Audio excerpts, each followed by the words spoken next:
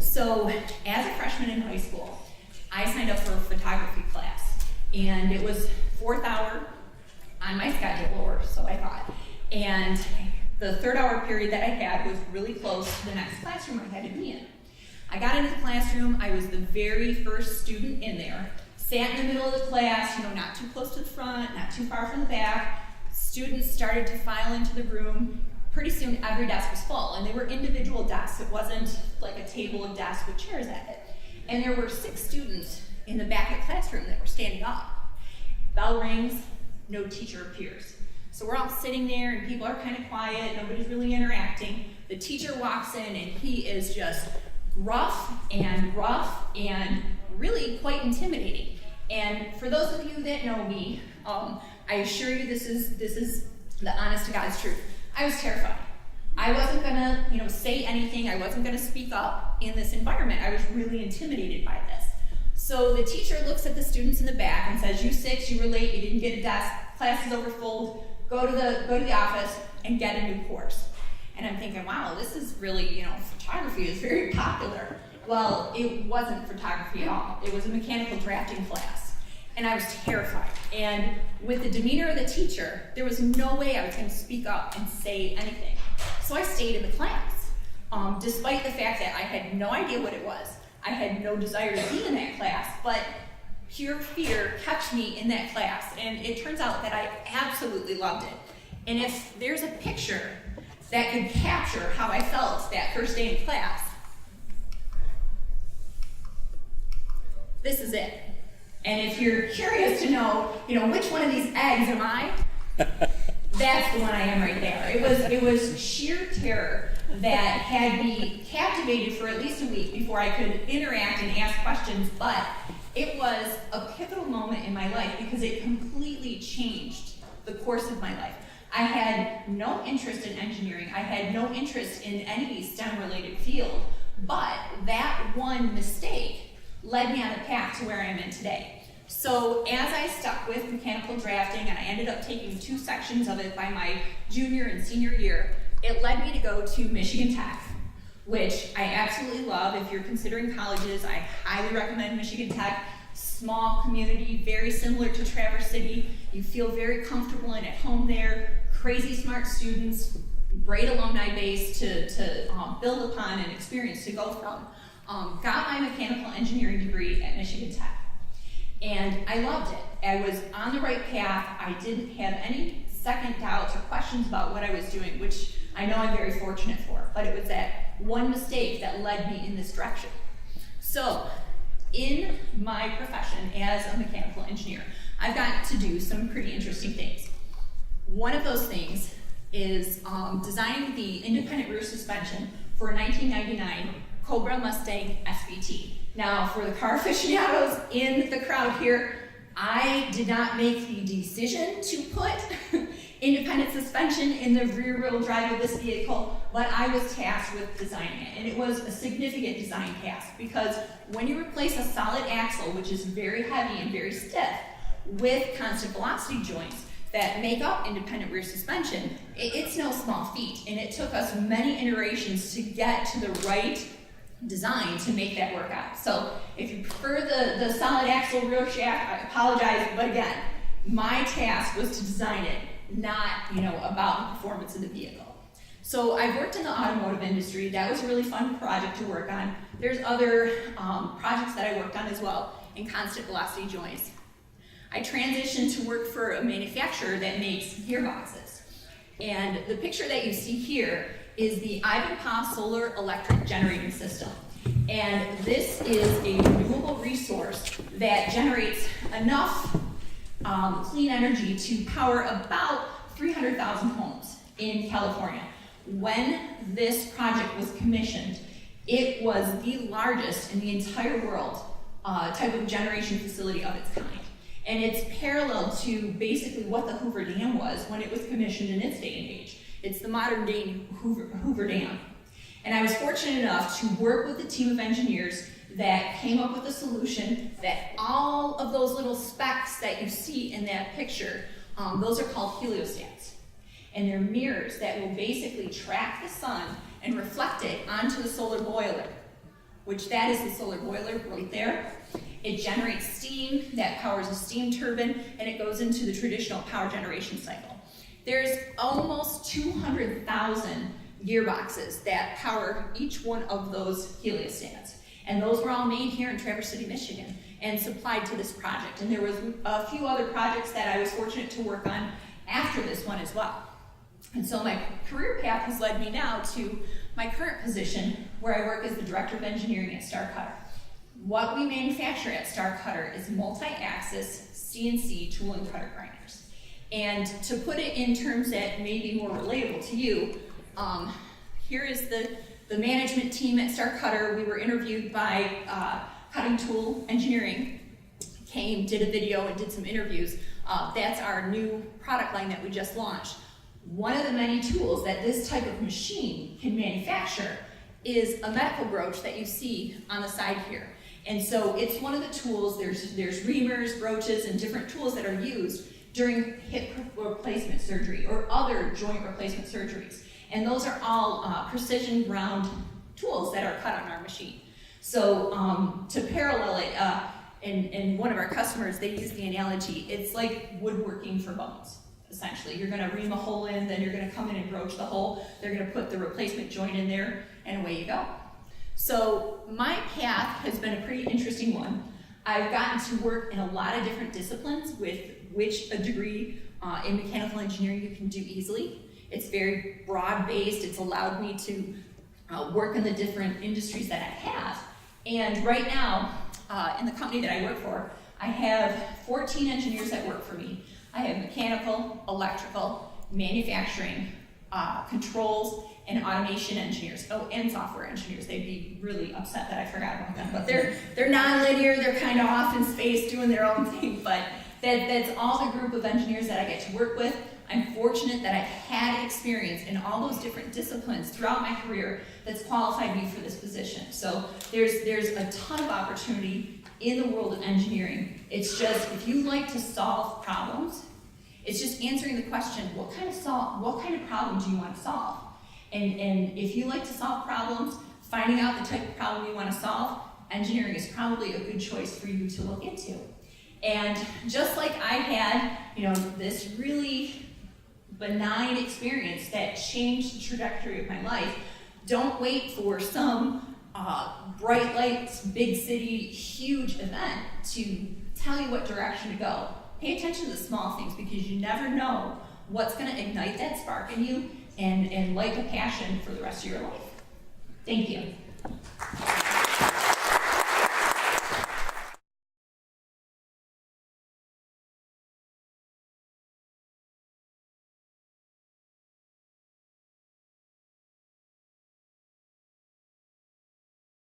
So my name is Barb Tremont, and I am currently with Newton's Road, which is a STEM connector for our community, connecting families and businesses and educators to improve STEM education in our region.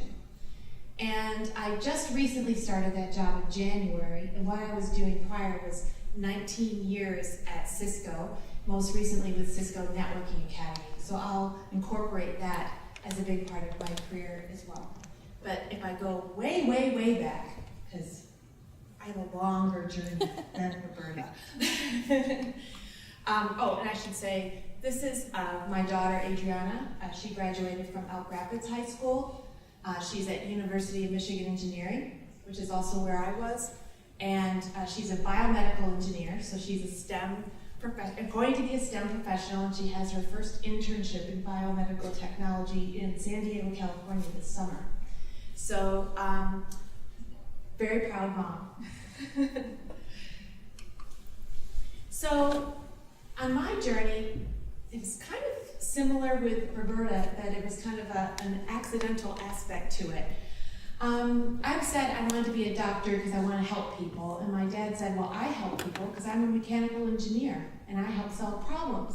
So that led me onto this journey of exploring more like, okay, I shouldn't just lock in on this one thing and see what else I could do. So I went to my counselor in high school and I said, I'm having a hard time figuring out something that I really want to latch onto, and I want to open it up beyond my initial idea. So she gave me one of those assessments, where you say what you like doing and what you don't like doing. And, a lot of people maybe don't look at those results. Well, I did. And one of the things that popped up was oceanography. And I thought, wow, that sounds really, really fascinating. I love the Great Lakes. I love when we had a chance to visit the ocean. And so I thought, I'll look more into it. And the only program in the state of Michigan, because my dad said I had to go to school in-state public, and the only option I had with that criteria at that time was University of Michigan College of Engineering. And it's quite unusual for a science program to be in the College of Engineering. But the first 2 years are very similar in science and engineering. And because when at school, we tend to say, okay, you have a science class, and you have a math class, and maybe you have an engineering class. These days, you might have a tech class, which we didn't really have then. I took automotive, that was my tech. But really, in STEM, they all come together and work together. But one thing that was unique at Michigan, if you're studying in science at that time, you did not have to take programming. But because I was in the College of Engineering, first semester is Fortran programming, which I had no interest in taking, but I had to take. And it was really hard back then because I was one of the last few years, Greg and I changed notes and he had it too. You had to punch cards to program. And if you made a mistake, start over. So after taking that class, I said, I never want anything to do with this again. And I went on and I studied oceanography, but I could see that there was a change. By the time I graduated, when I did have to do some of my higher level classes, we did have to do some programming, like in physical oceanography, and we'd already now moved up from the punch cards into teletype machines, which were a little better. So I was like, okay, this is going in a good direction. But I loved studying oceanography. You can see here that it's really hard to see on this map, but it's actually yellowed because it's a very old piece of paper from when, between my junior and senior years, I was able, through one of my professors, to be on a research vessel in the Bering Sea. And this is actually the route. This is Anchorage is over here. We flew out to the Aleutian Islands, and then we went through the Bering Sea and around. I actually saw the sunset over Russia, and at that time it was the USSR. So I really did see the sunset, although some people got confused if they had ever seen it before. But it was a little scary. Our captain was very nervous because at that time there were planes getting shot down if they got too close to Russia. And I was doing my own research on the sediments at various depths in different areas of the Bering Sea, and I was comparing stuff to the Great Lakes. So this was a sample from the electron microscope from the Bering Sea, and you see how the water there, you can see, is very, very choppy. It's a very shallow body of water, and so everything gets really stirred up. And it's very stormy there. So you could see, like, it was rare for me to see something that looked almost whole. So this is like a diatom. So the tiny, you can see them with the naked eye, but they're barely seeable with the naked eye. And on the left is a sample from Lake Erie, because I learned all of my sampling techniques in the Great Lakes, including right here in Traverse City, where we got on the Laurentian ship and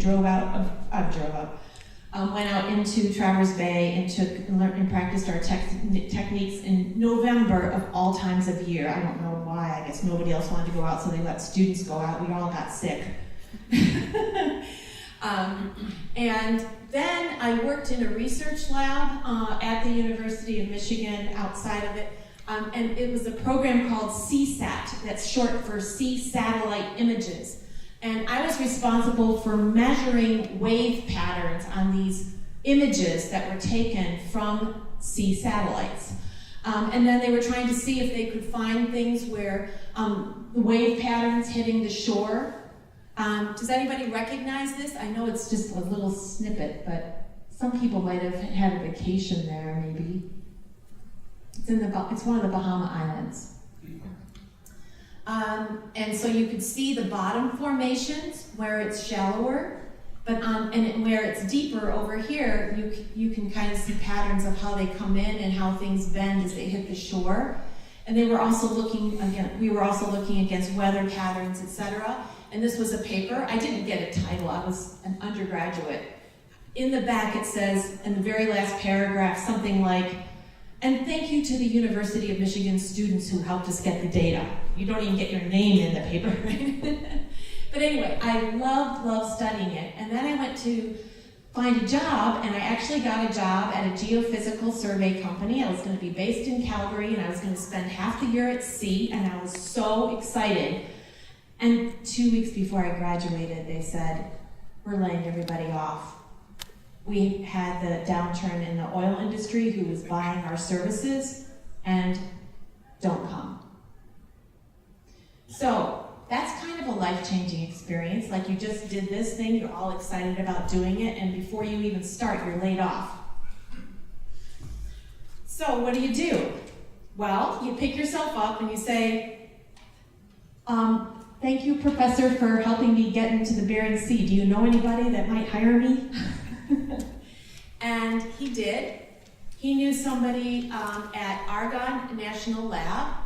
It's located outside of Chicago. And there was a geologist on their staff who was studying where to store nuclear waste. And somebody had this great idea that the core of the North American continent has been there for millions and millions of years, since the beginning of the formation of the Earth, and therefore it's super stable rock, and that would be a great place to store nuclear waste. Now, I was kind of like immediately going, but yes, it's also one of the places that has like the most fresh water in the world. How could this possibly be a great situation? And that was what they concluded at the end of the study. But before they concluded the end of that study, I followed another life change, my boyfriend at the time, he got accepted at Yale University. And so I wanted to be out on the East Coast. So I sent resumes out and said, "I'm going to be there on vacation because nobody's going to pay for me to go out. I'm 23 years old. And I don't know anyone out there." So I said, "I'm going to be on vacation this week. I'd love to come and talk to you." I managed to get a few interviews, and I got a job in New York City working for a naval architecture firm. And I was a technical writer because I learned to do that at Argonne National Lab. And I was in charge of ship manuals for some of these fighting frigates that are shown here. And I actually stirred up trouble because back then you didn't have a computer on your desk. They had a room where there were the people who typed up the work for the manuals, and I was making too many changes. And it was so embarrassing. They march out in the middle of the room and they go to my boss, "She's making us do too much work. Blah, blah, blah, blah, blah." I'm terrified. I'm standing right there. And so then I said, they made a deal right in front of me that I could only edit a word if there was a technical issue on the page. So that cut down my work, really. And so I taught myself how to draft. I taught myself how to do the New York Times crossword puzzle. And I found another job. And so it happened to be there was one of the first tech incubators in the country. So we're talking in the 1980s. Was in the former Winchester Gun Factory in New Haven, Connecticut. And it's right in the same town that Yale University is. And so they were a partner in this, this tech incubator. And so I was the first employee, which meant, that's why it says I did analyst, consultant, software QA, customer demos, tech writer, ... including painting the walls on the weekend because this was an old thing and it was really awful inside. And so my note here says, explores. What I thought I was going to do, it didn't work out, and so I just tried a whole bunch of different things until I decided that what I really wanted to do was be a science math educator. And so I looked at all the programs. I knew that I would not make that much money as a teacher as I would staying in the engineering field. And so I said, I don't want that much debt because I'm going to have to figure this out on the other end. I want a program that is 1 year long, that I get my master's degree and my teaching certificate, and it has a good program in science and math. I applied to several colleges. The one that had the thing exactly what I wanted was at Harvard University. And I was like, oh wow. Well, I won't get in if I don't try. And I got in. So that's why I had that note, think big. It's, you never know. And I think it was because I had tried so many different unique experiences that they wanted people with work experience in the program. You had to have worked 5 years at least to get into that program, and I had exactly 5 years. So I think that journey I went on helped me to get in to one of the top ed schools in the country. And then I moved to Germany and I taught school, but in the international school, which you see here. But they would not accept me because I didn't have any job experience. And so the first year I had to work in the library at University of Maryland, which was really, really boring. But I got to live in Munich, and I applied again, and I just kept showing up. And the next year they had a part-time opening. They couldn't hire somebody with years of experience for a part-time opening, and so I got the job.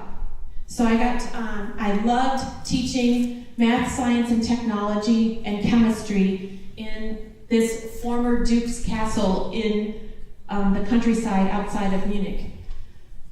And then life circumstances brought me to California, and I continued as a math and science teacher there and became a master teacher, and these are some of my students. I love hands-on experiential learning, which is why I'm passionate about that for Newton's Road. You can see these were my science club students. I took them to Monterey Bay Aquarium, and these kids were from a part of the Silicon Valley where they didn't get to see the ocean. Like many of them had never seen the ocean, and they lived less than an hour away. And so I would take them on trips where they could see the ocean.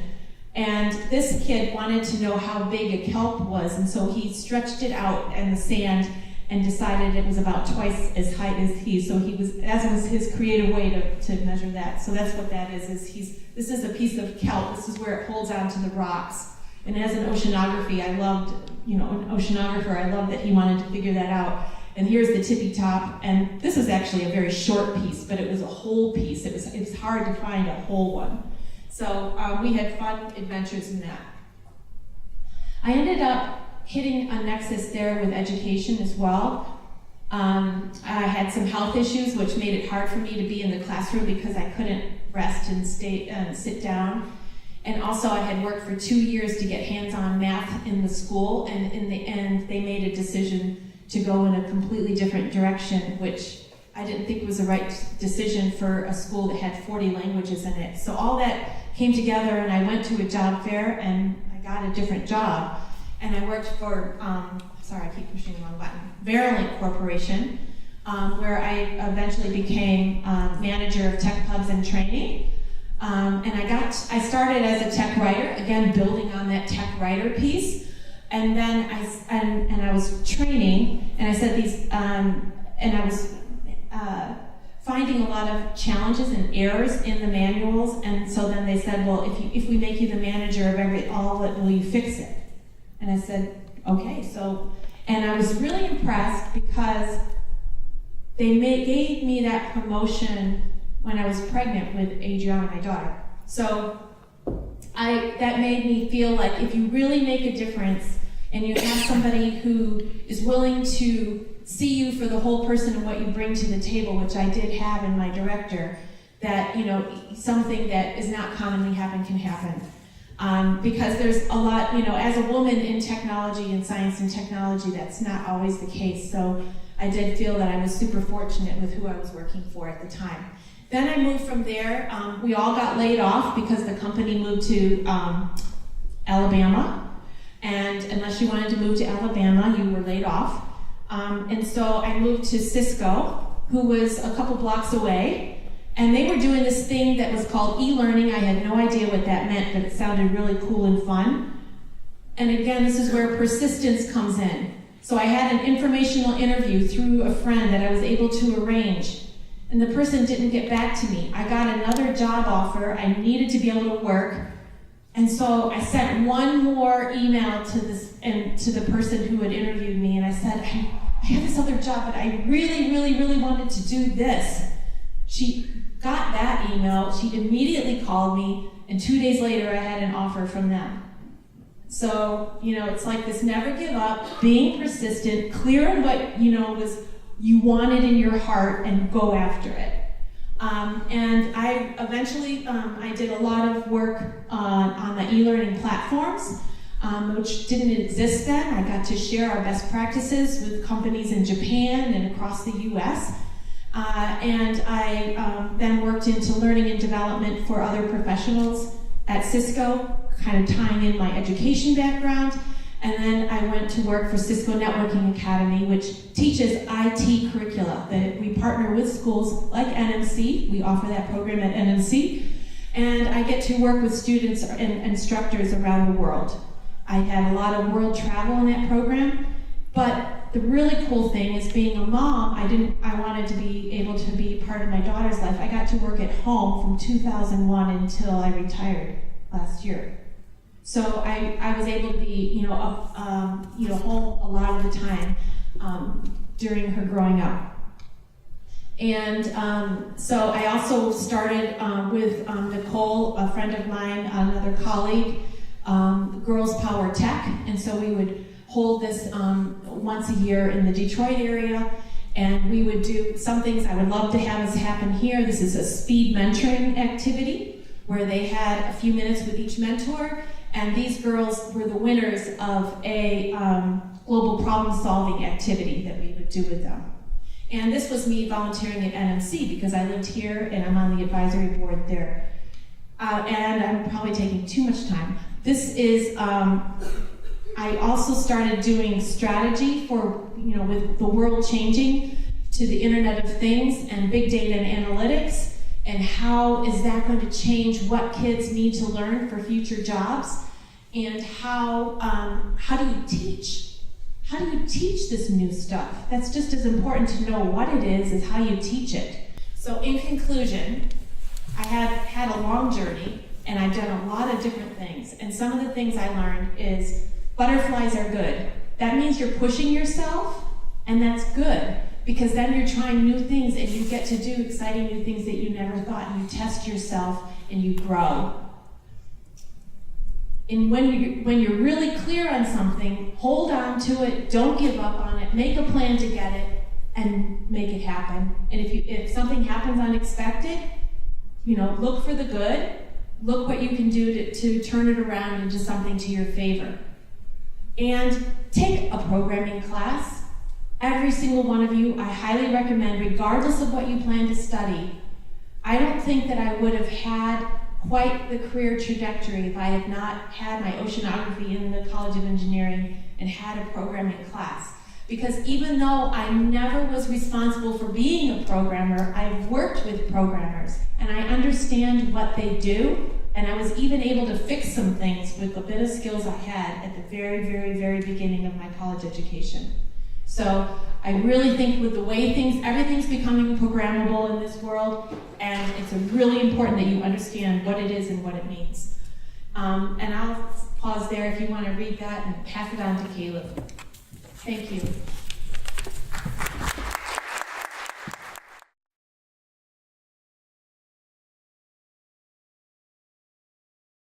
Hi, my name is Caleb Wood, and I'm working with Newton's Road as an AmeriCorps Vista. Let me tell you a little bit about AmeriCorps if you're not familiar with it. So it started under Kennedy, and it's a program to do outreach and alleviate poverty and help people, give themselves a leg up in the world. So, anyways, I have decided through very limited career exploration what I wanted to do, but actually that was not that limited. There was quite a bit of different career exploration that went on through high school and in college to come to the conclusion of what I want to do with my life.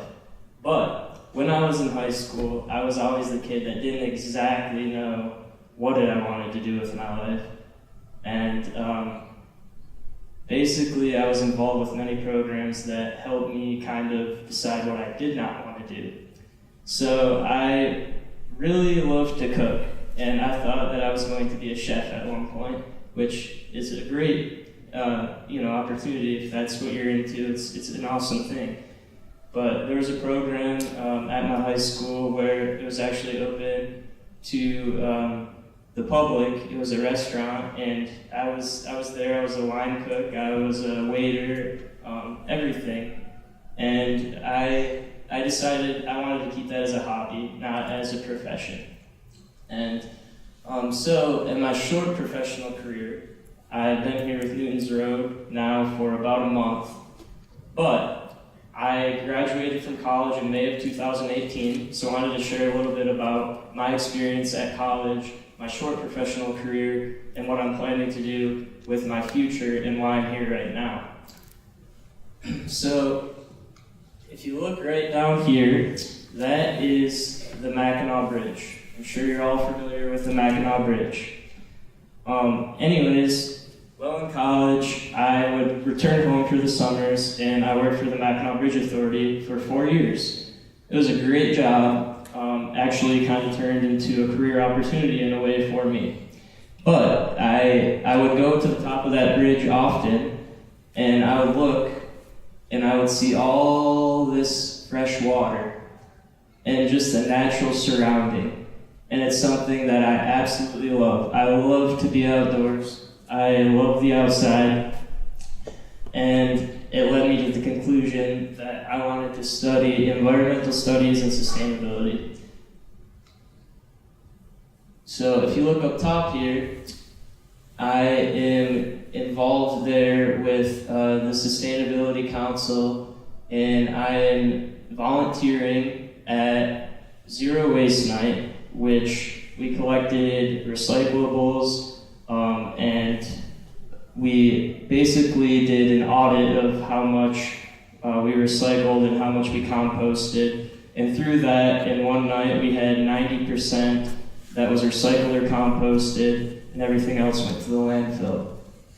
So 10% to the landfill, not a terrible, turnout.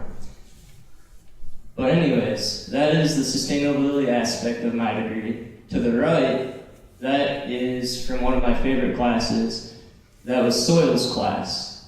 To some, it's probably just boring. It probably just looks like a big, pile of dirt. But to me, that is OAE Horizon, and it's something that I really love doing. I would use a CO2 flux reader, and it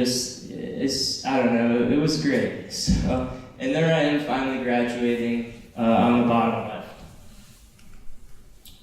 So here is a little bit of my plan and what I wanted to share with you.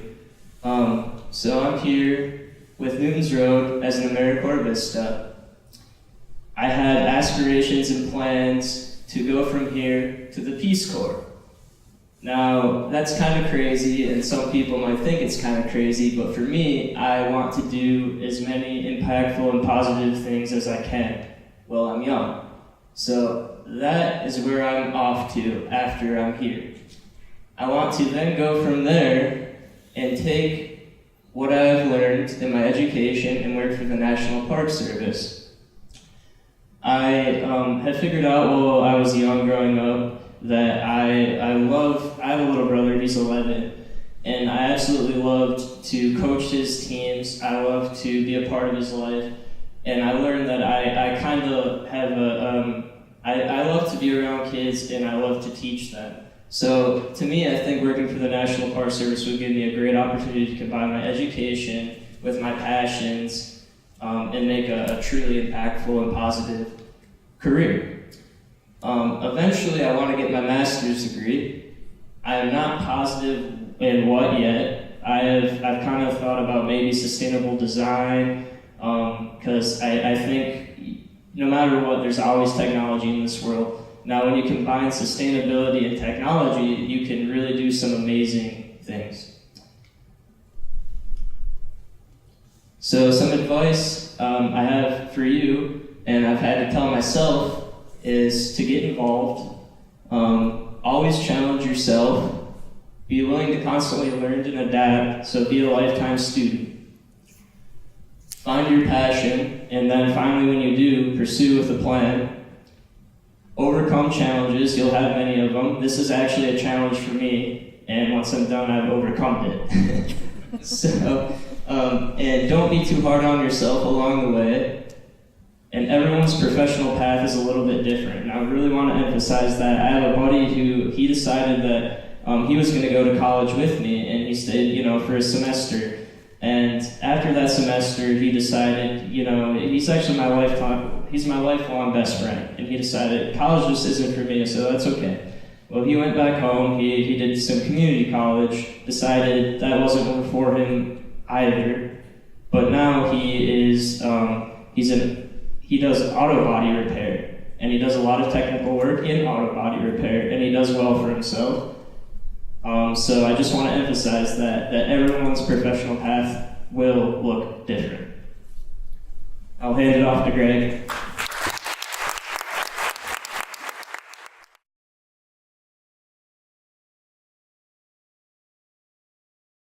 So I guess I get to follow this group, and what comes to mind is that we all have so much in common that I didn't even realize.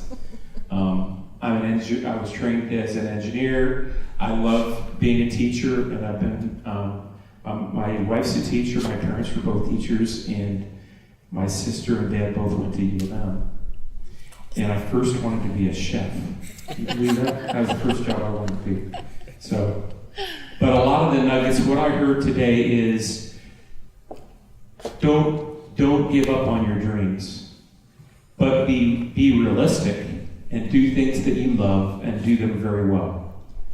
I heard always be a learner, be persistent, have a plan, and sometimes the plan might turn out totally different, so then it's time to be resilient and creative and find a new path.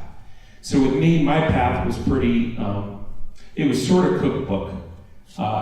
I always wanted to be an engineer. I always wanted to be a pilot. In fact, I thought I'd try to become a pilot to be a better engineer. So I went to pilot training to be a better engineer.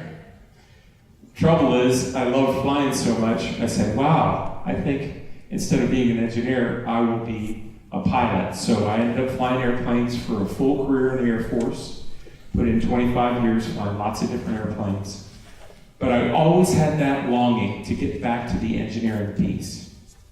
And this is maybe one of the lessons I'd like to share with you is, and I heard it said already today, listen for those nuggets. I think Roberta's the one that said that. Listen for those nuggets because they can change your world. And so be curious and listen. And to me, I paid attention to there were a few nuggets along the way. One was when Neil Armstrong stepped on the moon, so I'm about the same age as you, we're in the same ballpark, okay? I think you were alive back then, maybe not. You mentioned, I'm just kidding you.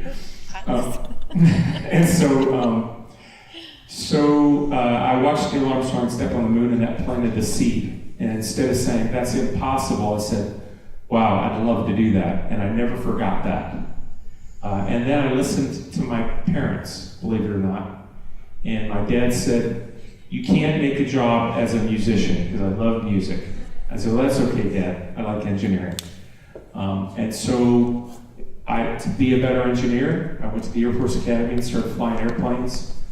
And the second lesson I want to kind of share with you is do what you love, because then you will do it very well. And I think any line of work, whether it's in STEM fields or if it's in the softer, the A and STEAM skills, if you do what you love, then you will do better, and then you can progress to the next level. What you don't want to do is do something in order to be something else. Gabe, I'm going to pick on you. Gabe came up to me before the presentations and said, I love space. How do I become an astronaut? And my answer to him was, do what you love, and then you'll do it very well, and then you can potentially become an astronaut. Or you might find some other career path, because there's lots of different possibilities, right? Okay, so with me, another time I listened was to this man. And this man's going to be here next month. His name's Charlie Bolden. And he was the NASA administrator who just left about a year and a half ago. But at the time, I was just curious and went to this meeting in the early 90s and said, I've always dreamed of being an astronaut. And of course, this is after the fact. This is after my second shuttle flight. But he had been a pilot like me one time. And I said, how do you become an astronaut? And he says, go to test pilot school. I'm going, God, I could have never thought of that. Okay, so I applied to test pilot school, and he says, do really well, and then throw your hat in the ring. And then you got to be really lucky. So to be an astronaut, you have to do your homework, but you also have to be lucky. And I followed his advice, and that actually, I attribute my journey to becoming an astronaut to Charlie Bolden, who's going to be here in town on the 3rd of April. And I'll be sharing the panel with him, and I can't wait to talk with him on the stage, because he is the guy for me. Neil Armstrong and Charlie Bolden. So you probably read, I ended up flying in space a couple times. This was the first crew. We had a very diverse crew, 4 rookies. We had a Japanese astronaut. We had a Navy commander, for goodness sakes. I was an Air Force guy, and I had to fly with a Navy commander. But what comes to mind with being an astronaut, it's really like being a Boy Scout on a camp out, or a Girl Scout. You got your gear, you got to take care of each other, everybody's got to pull their weight, and you're a team doing something. What we did is we went to the International Space Station, we took a couple pieces and parts up to the space station, and came back 16 days later. This is what the space station looked like 11 years ago. We actually launched 11 years ago yesterday on Barb's birthday. And then 3 years later, I got to fly at the very tail end of the space program with this crew. You might recognize some of these people. This is our Star Trek copycat photo. And Mark Kelly was our commander. I was the pilot. We had very experienced crew. Everybody had flown in space. But what made us stronger was something that was absolutely terrible. Mark's wife was Congresswoman Gabby Giffords, and in 2011, during our training, she was shot point blank in the head. And it disrupted our whole family, crew family. It disrupted our training. It disrupted the shuttle program and one of the final flights of the International Space Station assembly. But what it did is it also, first of all, it was a miraculous that she survived, but secondly, it made us stronger as a team. And so this group is a very, very close group. We just had dinner just a couple weeks ago. I told them about my new gig at Newton's Road, and they were really excited for me because I feel like I've kind of left the rat race, and now I'm doing what I really want to do, and that's help in probably the most beautiful community on the planet. So we were the final assembly mission, or I would say we were the final spacewalk assembly mission of the space station assembly. There was one more flight after us, and then the shuttle program was ended, so now I had to go look for a job. I brought a few photos from space that might be of interest to you. One was like out of 32 days in space, I finally got a clear view of Traverse City.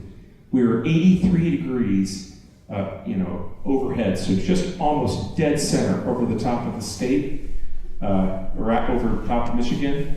And here's Long Lake, and that's where my grandparents lived. Actually, that's where I slept last night. And here's Cherry Capital and the beautiful bays that we live.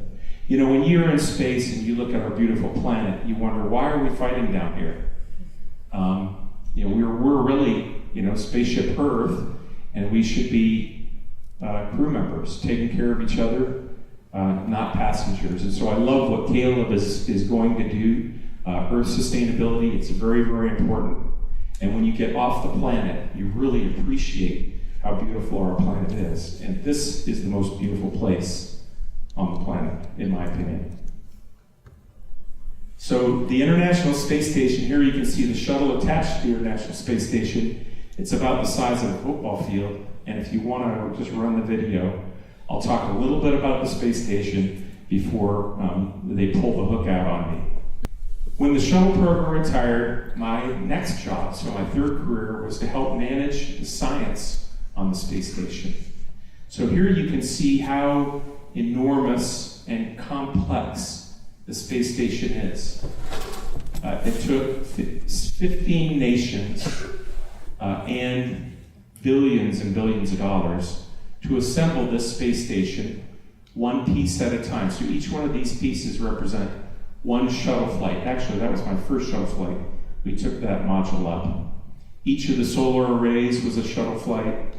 Many of these pieces of the truss were shuttle flights. It took in total about 40 space shuttle flights over 12 years to build the International Space Station.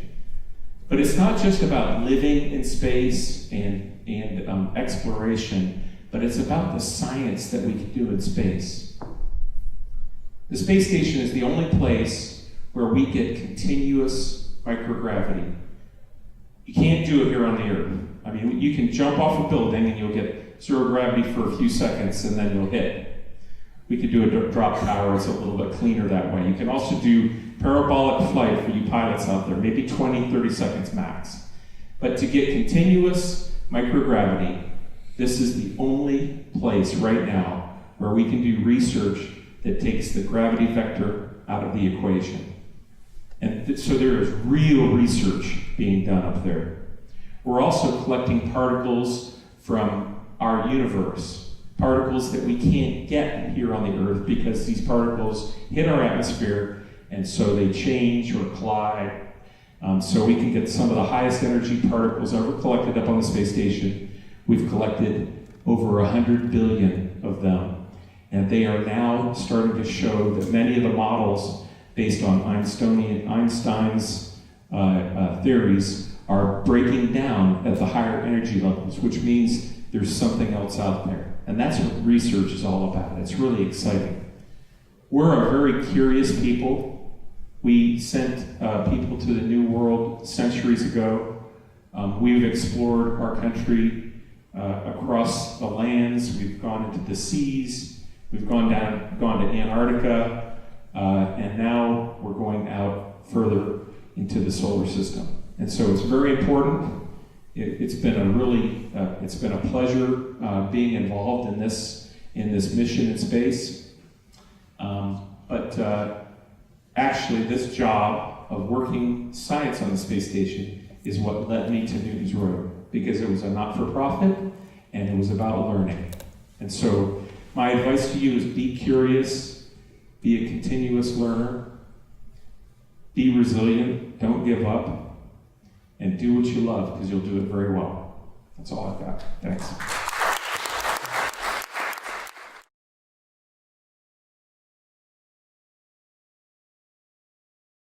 So for our first question, could you tell us about the educational and training requirements for your profession? We'll start down here. For my education, I have a degree in mechanical engineering. degree in mechanical engineering? I would, from the IT perspective, part of my career, the requirement was having the College of Engineering. And for the education piece, that you had to have a college degree. I chose to cap it on mine to have an education master's. I have a Bachelor's of Science degree in Environmental Studies and Sustainability, and I am still going to pursue a higher degree. There's two kinds of astronauts, pilots and the smart ones. So I had to be a pilot.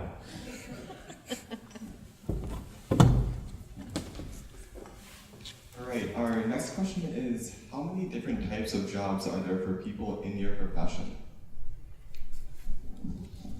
A lot.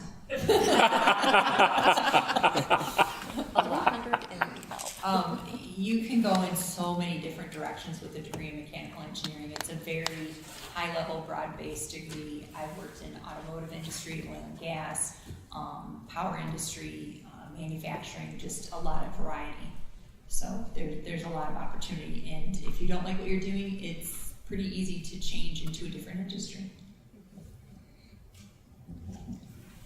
So using my daughter as a test case, she's in the College of Engineering, and I was as well, of course, but she wasn't sure that that's what she wanted to do. So I had her go out and talk to people who had a degree in engineering, and she found out that some of them actually were an engineer in the field they studied, an engineer in a different kind of engineering now. They moved in between more fluidly. They were doing technical marketing. They were doing technical sales. They were doing other parts of the business, or they had gone up the leadership stack in the company. So not only can you work in all different kinds, picking one kind and do many different kinds of industries for any kind of engineering, you also can do all of these other technical related. It's great to have a technical background for these jobs within the company. So it's one of those, and you can also, as I explained to her, these days you can even go to medical school with a College of Engineering degree. So it's one of those degrees that it truly is a platform for really taking it in any direction that you'd like. My degree is really interdisciplinary, so there's multiple different avenues to go down. If you want to get into the more technical science, that's a choice. If you want to get into the more social science, that's a choice as well. There's GIS, you can go and do that. So it's all just about what you want to emphasize. I'm going to pick on Gabe again. I'm going to pick the astronaut career field to answer the question. There are pilots, like I said, and then I jokingly said there's all the smart ones. But the smart ones come in so many different varieties. We have teachers in space. We have historians who actually become astronauts. On my first flight, we had a veterinarian, chemists, geologists, engineers. The common thread with those professions were that they did what they loved and they did very well, and then they were competitive for becoming an astronaut. And like I said, they were also really lucky. So you can do just about anything as an astronaut, except for maybe being an attorney. I don't know, I'm just joking if there's any attorneys in the audience. I don't know any attorneys yet, but pretty much any other profession is eligible for being an astronaut. And oh, by the way, we're going to have more and more people going to space. I mean, think where we were 100 years ago with airplanes. Now, space is the next frontier, and I expect there to be many, many more people going into space in the upcoming decades. What do you love most about your job? Solving problems. I mean, that's why I got into engineering, is I really enjoy the problem solving, and every day is a variety of new problems, especially with the complex system that we manufacture. It has electrical, pneumatic, software, specified components, design components, and to build to manufacture a multi-axis CNC piece of equipment that has to hold precision tolerance in the 10,000s range is no small feat. And to bring all those systems together and make them work together is a challenge. And being able to interface with the engineers, I need to understand electrical systems. I need to understand what they're talking about with the software systems, with the numerical control, the programmable logic controller, the robot controller, and how everything's going to come together and make parts. It's an endless array of problems, but that's really exciting to me because that's why I wanted to do it. So for me, I'll speak to the educator piece, and in particular STEM education. I mean, the reason I did it was that I made that change to go into education was that I really wanted more women to be in science, technology, engineering, and math fields. And I felt like the role models that I had in high school, while they were great teachers, they weren't really cool. They wore like slippers to school. And I wanted to be someone that shows you that you can be young, bright, smart, and that's fine. And that's who you are. And so I love that right now I'm still able to work where I'm trying to make that difference in the world that we have. It's so important. It's just been reaffirmed in all the different kinds of situations I've worked. When you have diverse teams, you have better products, you have better solutions. And so, and they're great career opportunities. So I'll speak to what I'm doing right now with AmeriCorps Vista and Newton's Road. I enjoy the most just being able to put myself in a positive position and impact positively to the world, and basically just leverage myself to one thing after another, but how that looks in a community. And being able to see people out for an event like this or anything of that nature is something that I enjoy. And we're really lucky to have you.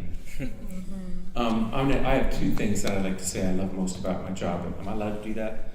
One is working with people. What's most important to me is the people. It's not the things. And I learned that at an early age. We can have fast cars, but they're no fun unless you're sharing it with people.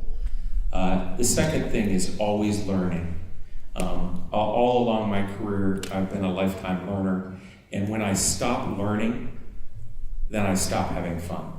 So that's been kind of the transitions for me to the different careers, is I always love learning.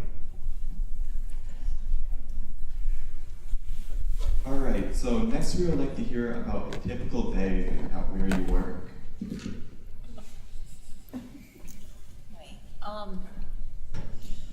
So I'll take today for example. We had a customer in for a runoff from John Deere, machines that we're selling to John Deere for their production facility in Iowa. So we've got a team of engineers that are supporting the runoff, the application engineers, and if there's a communication issue or if there's a mechanical issue, electrical issue, I've got to send personnel over there to try and get it quickly fixed. We have 3 machines that are in the process of commissioning, so they have different robot programs and work holding that need to interface and work together, and bouncing around those and working with the personnel that are commissioning those and troubleshooting and problem solving. It was my boss's birthday, so I had to run out and get a birthday cake because they were supposed to pick one up on the way in and somebody forgot, so I ran out and did that. Let's see, we were dealing with service issues that were happening at customer facilities because customers will never admit that they do anything wrong, but they put in a bunch of wrong values and they crash the machine and the robot karate chopped through the robot bay doors and the grinding spindle ran into a wheel changer, so we were trying to walk through that. I mean, it's just a variety of different things. Every day is completely different and I never know what's going to happen. I have a list of projects that I want to get through and continuous improvement type things, but when I walk through those doors, I never know what's going to happen, and I just have to be on my toes and ready to react and respond to any situation. I'd have to say similarly, and whether it was at most recently at Cisco and in the new job here, we have what we call the format we use. We set up big rocks that we're going to achieve in a quarter of the year. So in 3 months, we want these things to be done. And then we have to break it down, and every week we check in on how much progress. But on any one day, all these things happen that we weren't necessarily knew that was going to happen. And so we end up working a lot for the day and what we have to do for the day. Like we had our first board meeting yesterday. We had a conversation with a partner that we're working with. We had the presentations to put together for today. And then this morning we got up at really early and we went up and visited Leelanau School, and which is at the tip of Leelanau Peninsula, because we're visiting a lot of different schools to understand about all the different opportunities. And then Greg gave an awesome, one of his presentations. And then we came back to the office and we're helping to throw together this interested in space robotics technology with 3 astronauts that's going to be in this room on April 3rd. And all the schools are invited to bring students.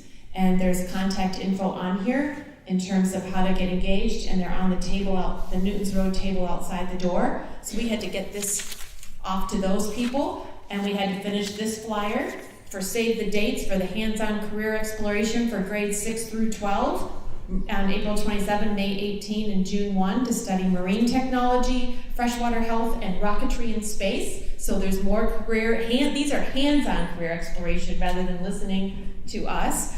And then we had another interview around Newton's Road, ate dinner, and came here. Well, I think Barb kind of spoke for how the day goes at Newton's Road, but for me it kind of looks similar, but I'm doing a lot of capacity building and outreach, so oftentimes I'll be on our website doing updates or sending out flyers or trying to get in touch with community partners, which can be hard at times. So. Wow, it sounds like they have a really demanding boss. I'm sorry about that. No, but we are still we're not in a startup mode, but we're in a kind of redefining ourselves mode. So there's a lot of work to do. Since they covered Newton's Road, I'll talk about what a typical life of being a pilot is. If you're a military pilot, and that's what I was, you go through the rank structure, so you have to do certain training and leadership, and you have responsibilities, but pretty much it's a really cool job. You get up, you fly airplanes, you debrief, you talk about it, you serve your country, and you do deploy overseas, which is a bad part, so you get separated from your families. But if I could do it all over again, I'd be a pilot. What's the best career decision you've ever made? To become an engineer, I think that was the best thing for me. I've enjoyed all the opportunity that I've had, so that was a really good choice for me.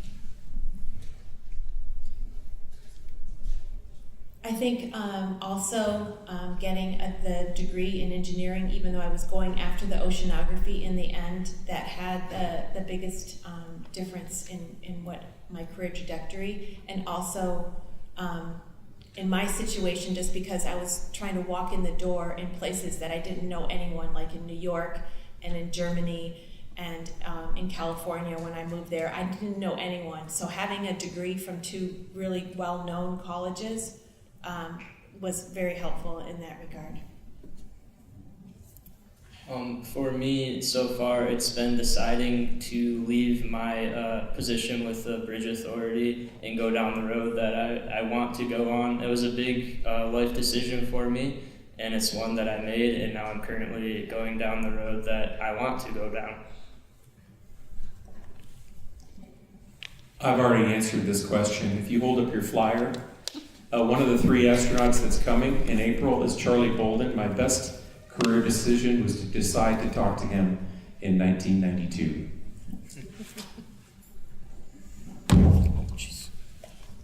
Break stuff. All right, so following that, what was the worst career decision that you have ever made? I don't think there are necessarily bad decisions or really good decisions. You make choices and you learn from them. And sometimes what you learn you enjoy, and sometimes what you learn, yeah, I don't want to ever do that again. So I don't think I've ever made the worst decision or a bad decision, but I've learned a lot of lessons as I go. So I can't pick one that would be bad. It's just you make a decision and you learn from it. I can't say it better than she just said it. Thanks. Well, we'll leave it to Greg. I made lots of bad decisions, but I did try to learn from them.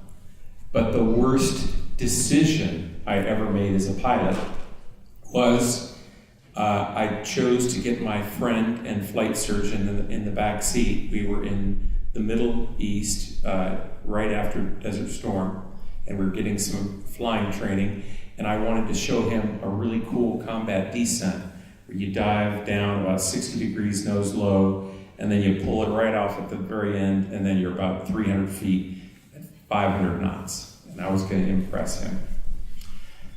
But the bad decision was I didn't put in the proper altimeter. I put in barometric altitude instead of AGL, or above ground level. Now, we were training at pretty much sea level, so those were the same in North Carolina. But in the desert, it's about a 2,000 foot difference. So as I was doing this dive toward the ground, trying to impress my back seat flight doc, we had altitudes, checkpoints to do this combat descent really aggressively. And so since I was 2,000 feet lower compared to the ground than I thought I was, you can imagine that it was a very sporty pullout. And I also didn't check the weather. There was a sandstorm that was about 100 feet off the ground, blowing across the desert, so you couldn't even see the ground. Okay, but we started at 20,000 feet. So luckily the F-15 can pull lots of Gs, and we actually entered into the sandstorm, so I know we were below 100 feet, pulling lots of Gs, and then popped out of the sandstorm, and my backseater was laughing. He said, "That was so cool!" And he didn't realize that we just about took it in at age 30, whatever. So that was a really, really bad decision. And then we went home.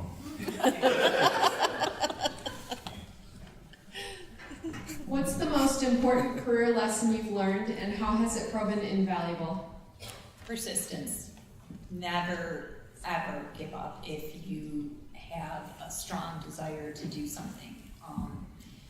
Being a female mechanical engineer, it has been exceptionally challenging. It has been even harder than I would have imagined, and I never considered myself a trailblazer coming out of school. It wasn't until I started working in the engineering profession that I realized how little diversity there was. I never experienced it in my college education. I was just a student, but it was a surprising awakening for me to start in my profession as a mechanical engineer, and I had to decide immediately if I was going to be persistent and not let people second guess me or make me feel like I wasn't capable. So being persistent is what I would say is the most valuable thing that I've learned, and it's served me well throughout my career. I think what Roberta said is really important. But I also, I was an incredibly shy child. I know I don't come across that way right now, but I would have been up in here shaking, beet red, and my whole voice shaking. And that was that way. I was teaching school, I'm fine in front of kids, but if I had to stand up in a teacher meeting, I couldn't hardly do it. And I actually started doing performance dance because I love to dance, and I was doing it with friends. and it had it taught me that sometimes you can take classes at work and you can take this whatever, but if sometimes you can do something that's not related at all to work, and it can greatly impact how you are at work. So having to perform in front of other people helped me give confidence for me to perform, like talking in a group like this, and I've talked on big stages around the world with my career at Cisco. And I was only able to do that because I did this fun thing on the side where I learned that I would survive and maybe even enjoy it. That's really cool. For me so far, it's just been to never give up and be persistent, as Roberta had stated, but just never give up on what you're trying to do. I never was much of a test taker. I mean, I test all right, but it's something that I always struggled with, and it's something I struggled with through college. But I found myself constantly working hard and making sure I got good grades to graduate, which I did, and I graduated with a very good GPA. So, it's just never giving up on yourself, and that's so far what I've learned in my career. My most important career lesson was reading the book Leadership and Self-Deception. And pretty much I can summarize it with 3 points, and they apply to my family, to my job, and really to every part of my life, every relationship. And it's 3 things. It's if you find yourself blaming, that should be a red flag. Think about it. You shouldn't be a blamer. If you find yourself self-justifying, red flag. Look in the mirror. And the final one is never treat people like objects. So if you think about a road rage driver, that's the 3 elements. That's how you can remember it. Blaming, self-justifying, and treating people as objects. And it's really improved my relationships all throughout my life.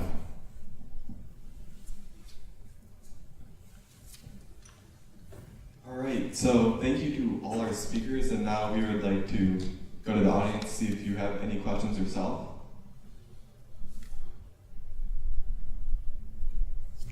First question. Be shy.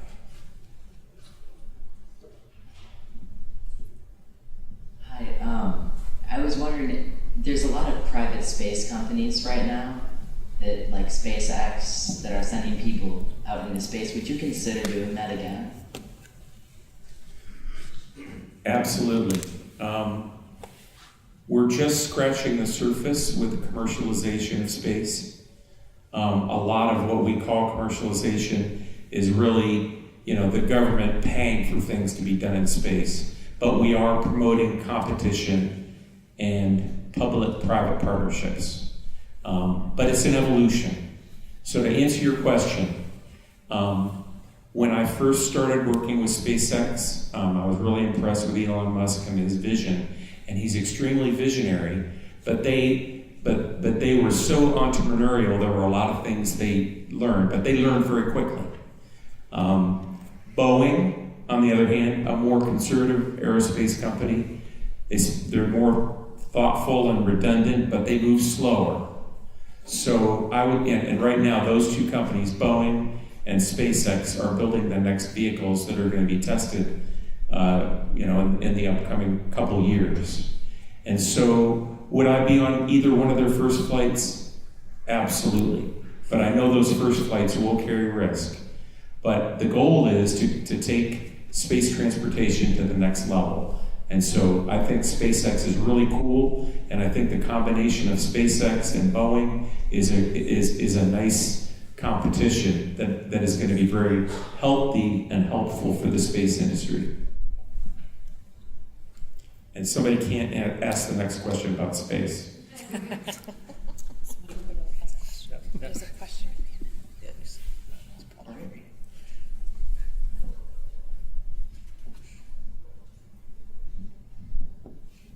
I do what you love kind of speaks to this, but I was just curious to what level intuition affected your career paths and whether you listened to it or not. It doesn't have to be a long answer, but just.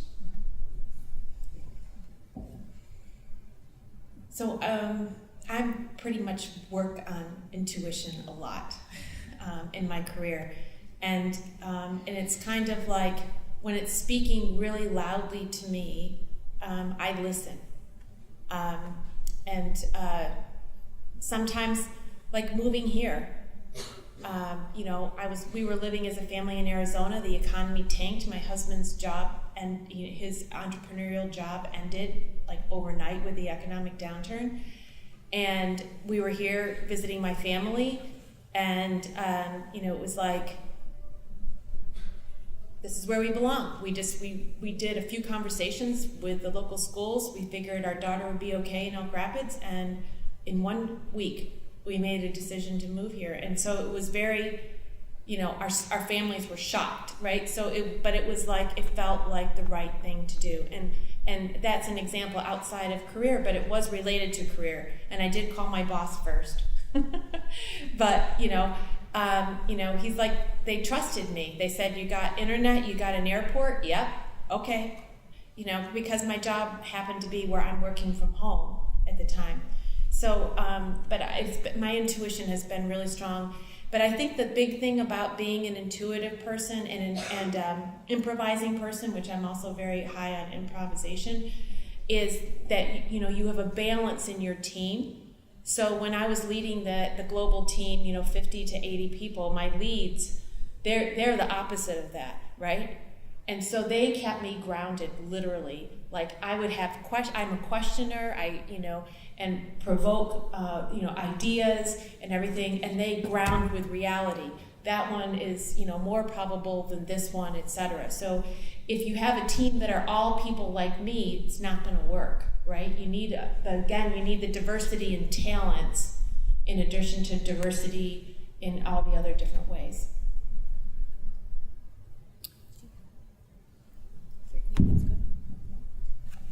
All right, we probably have time for one more question. Okay.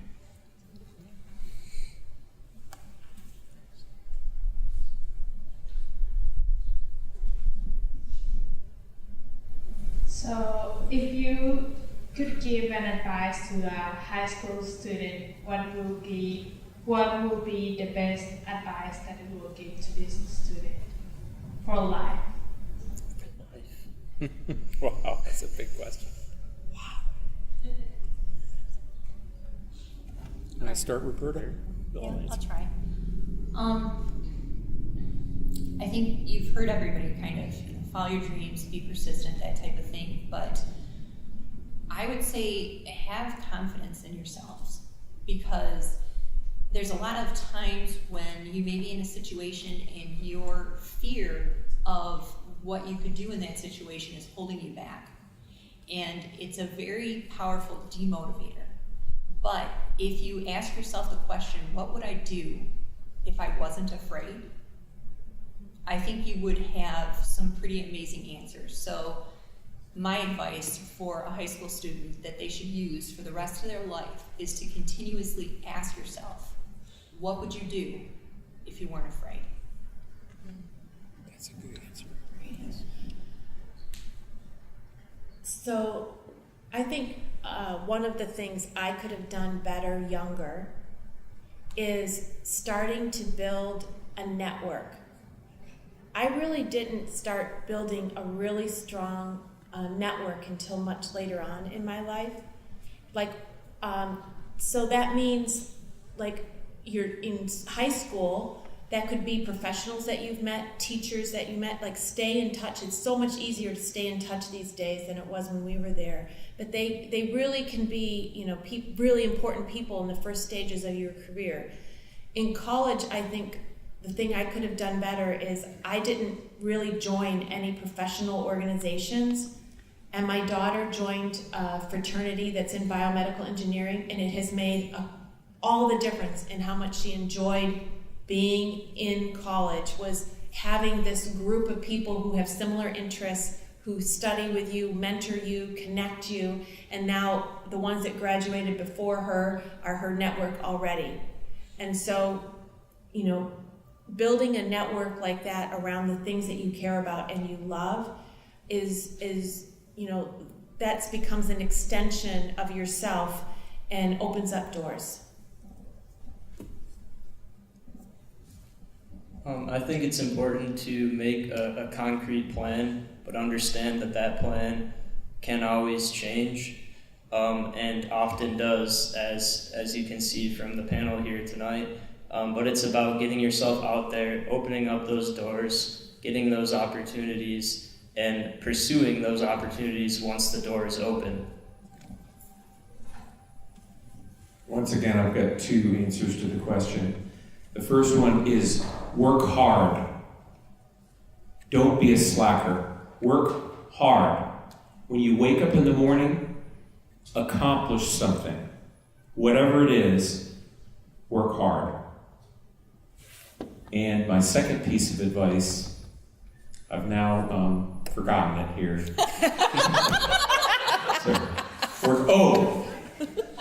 Volunteer. I didn't volunteer enough when I was in high school. I selfishly tried to get good grades and did all these other things that I want to do, but I didn't volunteer enough. And so volunteer, and now schools and companies are looking more and more at the volunteers of the world.